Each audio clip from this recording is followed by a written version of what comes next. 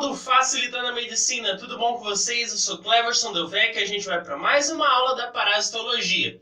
Então, se eu te ajudar de alguma forma e você quiser receber mais informações, se inscreve no canal e deixe seu joinha e vamos ao que interessa. Hoje vamos falar da hidatidose. O que é hidatidose? Hidatidose é uma enfermidade e toda enfermidade tem um causador. O causador da hidatidose é o Echinococcus granulosus, esse nome que você vê aí na tela. Esse Echinococcus granulosus, ele vai ser um euminto. Esse euminto que vai ter um tamanho mais ou menos ali de um tamanho de arroz, um grão de arroz. E ele vai ter até aproximadamente 4 até 7 proglotes. Agora, uma coisa interessante é que ele é muito semelhante, a sua atuação é semelhante à tênia. A gente já viu lá na aula de teníase como ela seria essa tênia. Então, esse Echinococcus granulosus tem uma semelhança com a tênia. Uma coisa interessante também é que ele vai ter ali 3 fases de vida. Basicamente seria a fase adulta, com macho e fêmea, a fase larval e a fase de ovos. Agora, uma coisa interessante é que o hospedeiro vai ser o cachorro, os caninos. Porém, ele pode infectar ovinos, caprinos e até o próprio ser humano de forma acidental. Então vamos entender como ocorre o ciclo desse parasita. Uma coisa interessante para a gente entender bem o ciclo, é importante a gente saber que ele pode ocorrer de 2 formas, a forma sexuada e a forma assexuada. A forma sexuada ela ocorre dentro do canino e a forma assexuada ela ocorre, por exemplo, no ser humano. Vamos entender agora. Nós temos um cachorro qualquer. Vamos inventar aqui um cachorro. Esse cachorro ele está com o Echinococcus granulosus em seu intestino. E esse Echinococcus granulosus, macho e fêmea, vão copular e a fêmea vai liberar os ovos, ou seja, ela libera os ovos do parasita. Agora, esses ovos irão sair com as fezes desse cachorro. E esse cachorro pode defecar ali, por exemplo, na grama. Ao defecar na grama, vai decompor ali as fezes com a chuva, mas os ovos permanecem ali.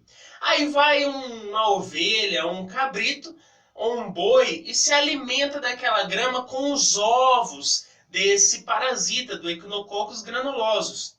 E ao ingerir esses ovos, o que vai acontecer? Ele chega no estômago desse animal e, pela ação do suco gástrico, ele vai eclodir, vai liberar, vai abrir esse ovo. E essa larva vai penetrar a mucosa gástrica e vai migrar para qualquer tecido e órgão. E ao chegar num órgão-alvo, por exemplo, um músculo, um exemplo qualquer, essa larva chega no músculo, ele chega lá e forma um cisto, o cisto hidáticus. É interessante porque ele vai formar o cisto e ali vai aparecer os sintomas. Então nós falamos do ciclo envolvendo o que? O cachorro e os animais, ou seja, o animal foi lá e se alimentou dos ovos que estavam na grama. E o ser humano, como ele se contaminaria? É simples, galera, é fácil, é parecido com o que falamos. Por exemplo, esse mesmo cachorro foi lá e defecou em uma horta. Ali tem uma plantação, uma horta de alface, e o cachorro foi lá e defecou e deixou com as fezes os ovos do parasita. Aí, uma pessoa foi lá e comeu a alface que entrou em contato com essas fezes e, sem querer, acabou ingerindo esses ovos do parasita. E o que vai acontecer? O mesmo processo que ocorreu no animal. O ser humano foi lá e se alimentou com o alimento que estava contaminado ou água contaminada.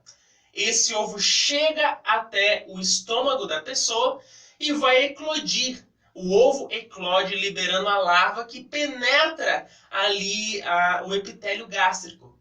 E ao penetrar o epitélio gástrico, essa larva migra para os tecidos, pode migrar principalmente para o fígado e para o pulmão, mas pode ocorrer também de migrar para o encéfalo, para os rins, para o baço, entre outros órgãos. Ele pode migrar para vários tecidos, mas o principal e mais recorrente é o fígado e o pulmão.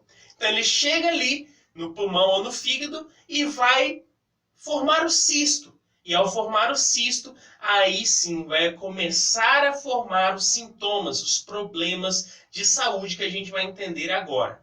Então nós falamos que esse ovo, ele vai eclodir no estômago, essa larva vai penetrar a mucosa estomacal, a mucosa gástrica e vai migrar para os tecidos, principalmente o pulmão e o fígado. Mas pode ser qualquer órgão ou tecido do corpo humano.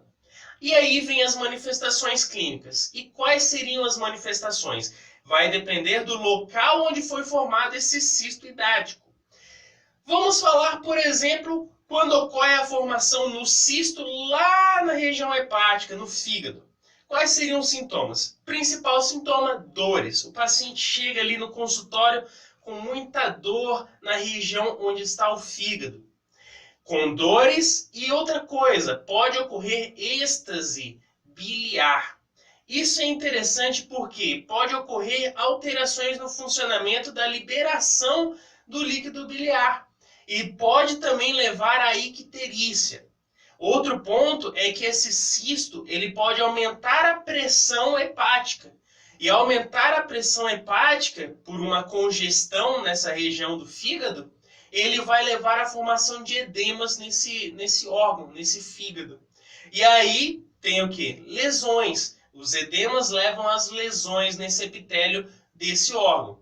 Então nós falamos do fígado. Basicamente, se ocorresse o cisto, a formação do cisto lá na região do fígado. E se for lá para o pulmão, por exemplo? Chegou lá no pulmão, ele vai causar lesões no epitélio pulmonar e o principal sintoma seria a febre, como uma reação imunológica, e também a tosse. Claro, a pessoa vai sentir irritação nas suas vias aéreas. Mas também outra coisa interessante é que esse cisto pode ser formado até mesmo lá nos ossos, galera. Exatamente isso. Chega no osso, ele forma esse cisto e vai formar até mesmo vesículas que podem causar lesões nesses ossos, principalmente nas vértebras e na região lombosacral. E o diagnóstico? O diagnóstico é bem simples.